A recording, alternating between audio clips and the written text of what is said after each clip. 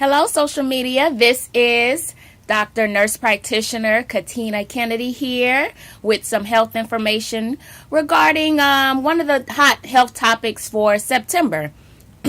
Sickle cell. Sickle cell disease. You may or may not have heard of that, but this is Sickle Cell Awareness Month, which is September. And I'm just going to adjust the camera here. Okay, there we go. September is Sickle Cell Disease Awareness Month, and I have a very close friend who has sickle cell disease, who actually have the disease. Certain people can have the trait, and then certain people can have the disease. What is sickle cell? First of all, my very close friend Chantel, we grew up together, and I've seen how it definitely affected her throughout her life. But despite having this disease, she's definitely stayed active and she stays involved. And that's the key when it comes to managing sickle cell disease. So sickle cell disease is where the red blood cells in the body, our red blood cells carry oxygen like to our extremities throughout our body. Okay, so that's the function of the red blood cells. That's what gives us our energy. That's what helps us feel good and so forth. So when the red blood cells are not effective, then that causes complications throughout our bodies. So when it comes to sickle cell disease, instead of the red blood cells being circular or round or disc-shaped, they are sickled, okay? So again, they're supposed to be round, but when it comes to sickle cell, the red blood cells are sickled, like a S-shaped, for lack of better terms.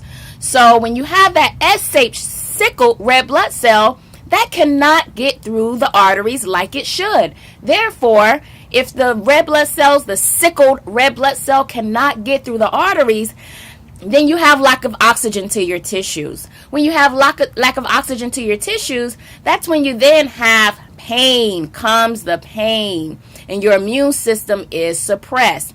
So that's what basically sickle cell is. Sickle cell disease is basically the red blood cells are not fully formed.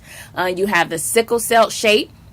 Now, the normal red blood cells usually dies after 120 days, and then your bone marrow produces more. However, when you have sickle cell disease, it only lasts about 10 to 20 days, and then your bone marrow is not making more red blood cells in a timely manner to compensate for those loss of red blood cells in the 10 and 20 day period.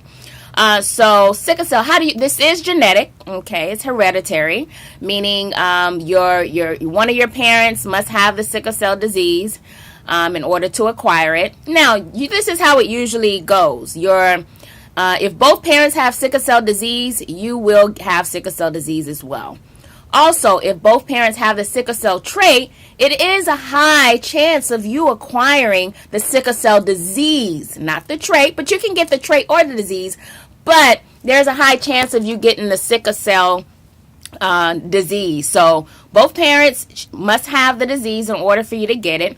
If one parent has the disease, one have the trait, guess what? It's up in the air. It can be either or. You can get the trait or the disease. But in order for you to, we know for sure you're going to get it if both parents have the disease, okay? So it is genetic. How do we manage this? Well, we always educate our patients with sickle cell disease. We're trying to prevent anemia, because that's when then it goes into sickle cell anemia.